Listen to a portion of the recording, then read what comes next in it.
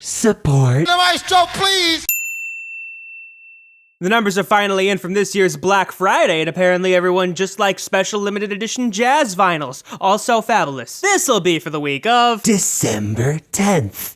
2019. On this day in music back in 1759, the very first music store opened in the United States, in Philadelphia. Supposedly. I imagine that's kind of hard to prove.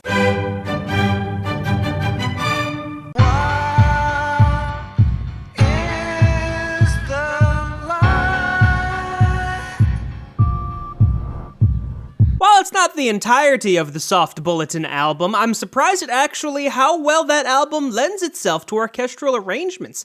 This actually worked out very well in this context, given there are still a couple of electronic elements that could have been orchestrated, but hey, I'm not gonna nitpick. Don't mean a thing if it ain't got that swing.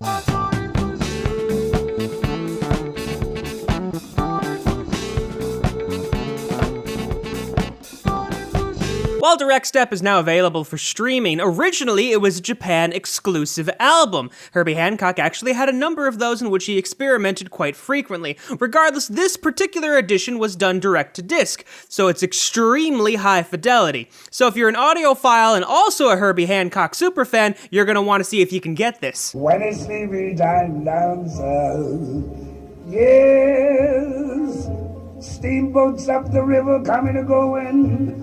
November 24th, 1956 in Allentown, Pennsylvania. This recording being heard for the first time after apparently a mysterious tape reel just popped up. This is a Record Store Day exclusive and is exclusively on a colored vinyl. So if you're a Louis Armstrong fan, you're gonna need to dig a little bit to find this.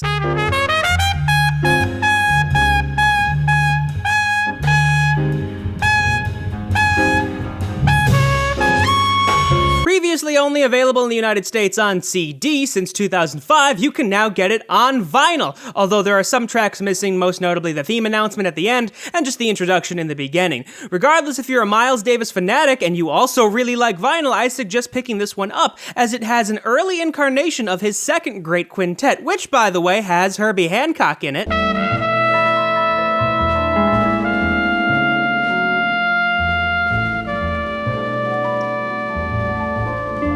More Miles Davis. Back in 2001, they released the complete In a Silent Way sessions, which had 3 of these recordings released on them, but specifically on a CD, so now you can get the vinyl versions. On streaming, they do have 1991 new mixes, but if you want the original mixes on vinyl, this one is going to be the only way you're going to get it. Singing. I love rock and roll! No new rock here, despite all of the Black Friday specials, although there was a Garth Brooks thing, and there was a Prince thing as well, if I remember. It's bigger than hip-hop. Oh, it's gonna be a cold summer. Devil trying to take your soul from you. Calling, but he got my. The third and final part of the Summertime Shootout series, and it certainly is the coldest summer ever, if you're where I am anyway. Regardless, this brings up an interesting trend. When somebody starts a mixtape series lately, the last part of said series ends up being a studio album as opposed to a mixtape, and I'm very curious to see who started that trend. Marshmello's Fortnite thing is #1 again. And now I need some help from the maestro, please! I'm the bad guy. Duh.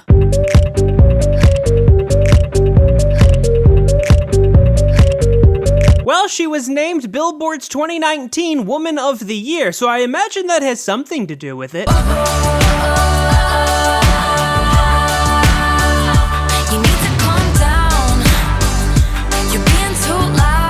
This album, along with its associated singles, I do believe have 3 Grammy nominations for the next Grammys. Let's see if they win any of them. I wish that you would love me. I wish that you would love me more.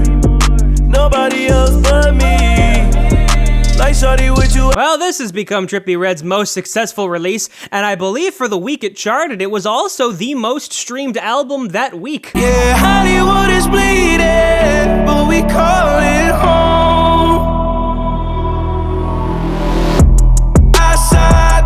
You know, for as many times as this has been up here, it still has not become certified in the US. Into the end. Into the end.